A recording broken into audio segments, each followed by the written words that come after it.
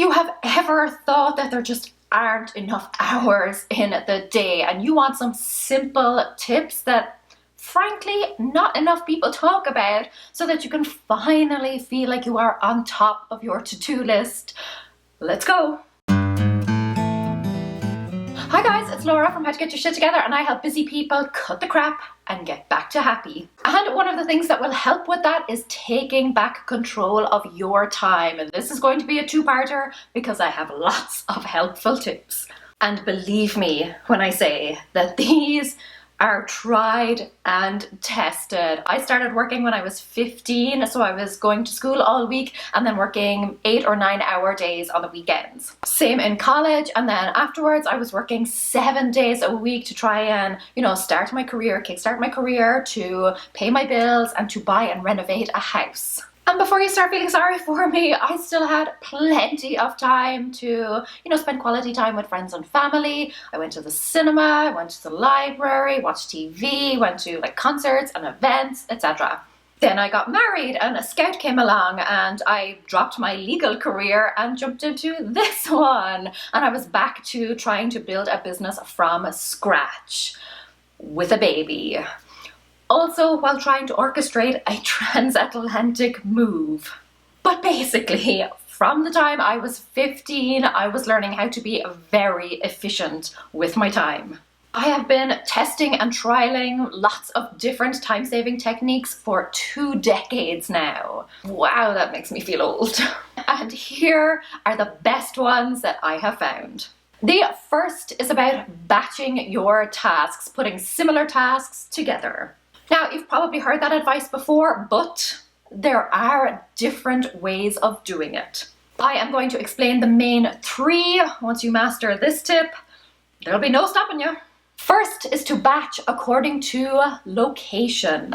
So while you are in one particular area, how many tasks can you get done there so that you're not going back and forth all day long? While you're in the kitchen, for example, how many tasks can you get done there? Can you unload and reload the dishwasher, make a lunch, prep for dinner, etc. While you're in your inbox, how many emails can you reply to? While you're in town, how many errands can you run?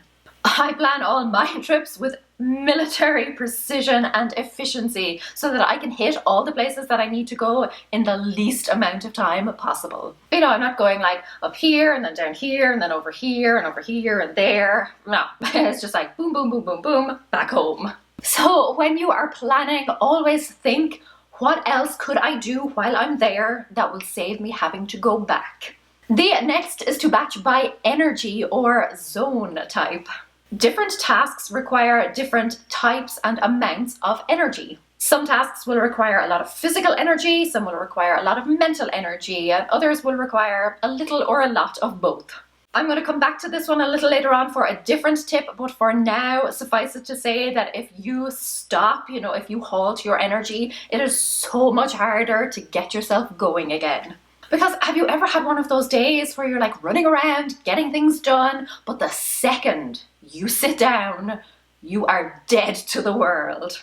It is so much harder to get up and get going again. It would have been much easier if you had just stayed on your feet, even if it was at a slower pace. Or when you are really in the zone with something, when you're really focused on something and then someone or something interrupts you or distracts you, that is so frustrating because it can take so long to get back on track. Now, I'm not saying that you should run yourself into the ground. Obviously, if you need a break, take it.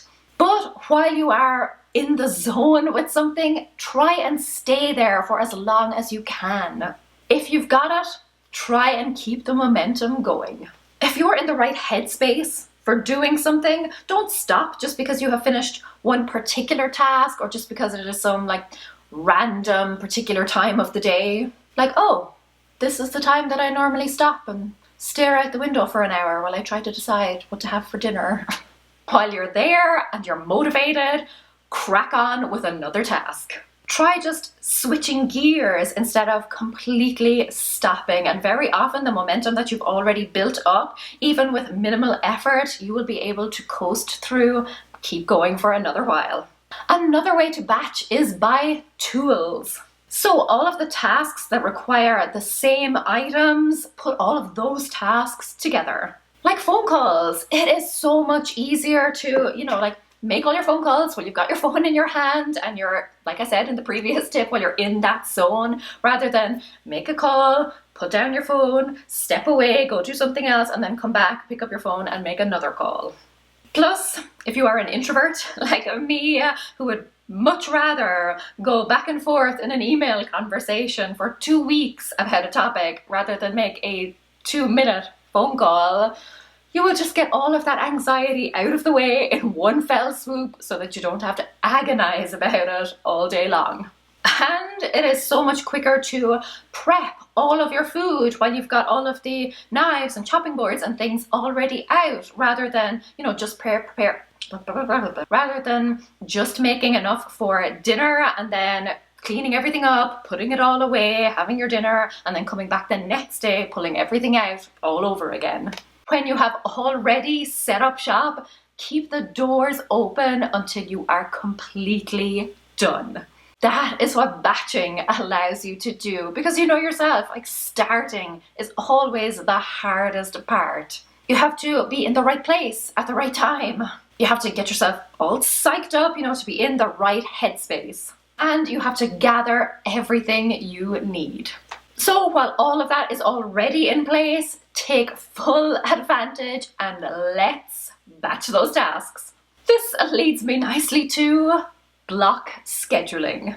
Now that you have got all of your tasks batched or grouped together, schedule a block of time to complete a certain batch. So instead of having your calendar just jam-packed full of things like call all these people, send all of these invoices, update all these spreadsheets, follow up on all these items, simply have a block of time on your calendar for things like, admin or whatever the task type is. By scheduling in blocks of time like that, you can take full advantage of all of the benefits of batching. It helps you to stay put in the one spot. It helps get you all psyched up, to get yourself in the zone, to get and stay focused. It helps you to have all of your necessary tools around you, and just to know at any given time what task you should be working on. You can also much better allot your time, because you will be able to see at a glance how much time you are spending on a particular type of task each week. Because if everything were broken down into like small, specific individual tasks, it would be much harder to see when, like one type of task was just getting kicked back all the time and wasn't getting the attention that it deserved. When it's just tiny little tasks here and there, it is so much harder to know when you are falling behind on a particular task. But with the blocks, you can immediately see that it takes you, for example, 6 hours a week to do all of your admin tasks, but that you only have a tiny block of time to do chores, for instance, and that is why you always feel like you are falling behind on housework. Or you may notice that you don't actually have a chunk of time on your calendar to spend quality time with your friends and your family. Or maybe that you don't even have enough downtime on your calendar.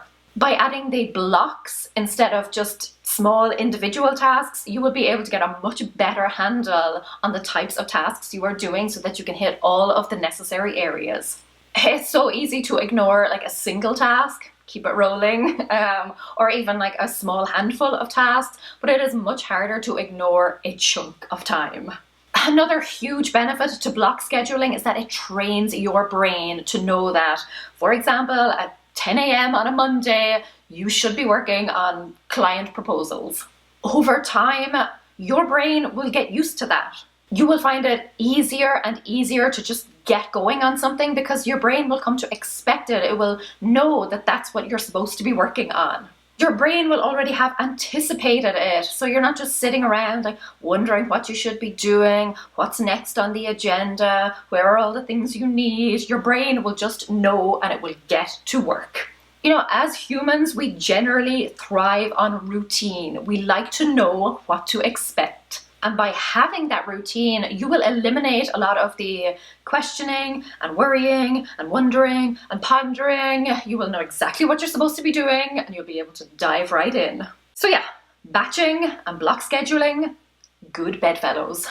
Okay, coming back to energy, this one has had a huge impact on my life. So, like I said earlier, some tasks require a lot of physical energy, some tasks require a lot of mental energy. When you are batching your tasks and block scheduling them, pay attention to the type and the amount of energy that is going to be required, and then switch to a different type for the next batch of tasks. For example, if you have just finished up something that required a huge amount of mental energy, a lot of focus, but very little movement, then for your next batch of tasks, they should include things that require a lot of physical movement, but not a lot of thinking. So things like, chores, exercise, things like that. That way, one part of you is always getting a chance to rest and relax and recharge, while the other part of you is still working. They are two completely different types of energy, and very often we think that because we're tired in one, we're just tired in general. That's why we might go to bed thinking that we're tired, because we have been running around all day, but our brains are still wide awake. So alternate those tasks so you can be taking full advantage of all of the energy that is available to you.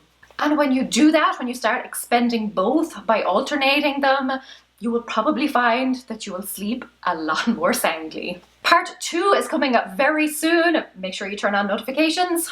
In the meantime, if you want to get even more out of your days, then click this video for my top daily productive habits. Until then, Cuireadh míle maith agaibh, agus feicim mé sibh go luath. Slán!